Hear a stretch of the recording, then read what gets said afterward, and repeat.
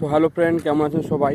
আবার একটা নতুন ভিডিও নিয়ে চলে আসলাম আপনাদের কাছে। বন্ধুরা, আপনারা অবগত হয়েছেন অনেকেই যে ওয়াকআপ বিল নিয়ে গোটা ভারতবর্ষ উত্তাল।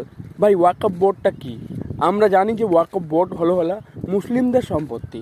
এটি হলো যে সম্পত্তিটা বেশি হয়ে যায় সেটা আল্লাহর নামে খুশি করে আমরা দান করি, সেটা মালিকানা থাকে ওয়াকআপ বোর্ড বা মুসলিম মানুষজন। কিন্তু এখন সরকার নিজের হাতে রাশ টানতে যাচ্ছে, কারণ মুসলিমদের কোনো ক্ষমতা রাখতে চাচ্ছে না। তারা মুসলিমদের সম্পত্তি নিয়ে তারা দেশ চালাতে যাচ্ছে। মানে আপনারা ভাবতে পারছেন 1 লাখ, মানে 1 লাখ কত সামথিং আমাদের ওয়াকআপের সম্পত্তি আছে। সেই ওয়াকআপ দিয়ে যতগুলো গরিব মুসলিমদের আছে তাদেরকে সাহায্য করা যায়। কিন্তু এই যে ক্ষমতাটা খর্ব করার চেষ্টা করছে ওয়াকআপ বিল নিয়ে।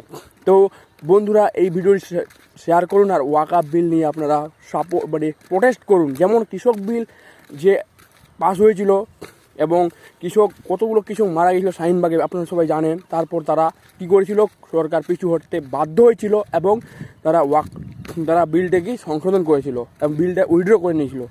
তাই আমরাও চাই ওয়াকআপ বিলও যেন উইথড্র করে নেয় সরকার, কারণ মুসলিমদের সম্পত্তি। ভাই, তুমি নিজস্ব মতো তোমায় চলতে পারবে না, মসজিদে নামাজ পড়তে পারবে না। ভাই, তুমি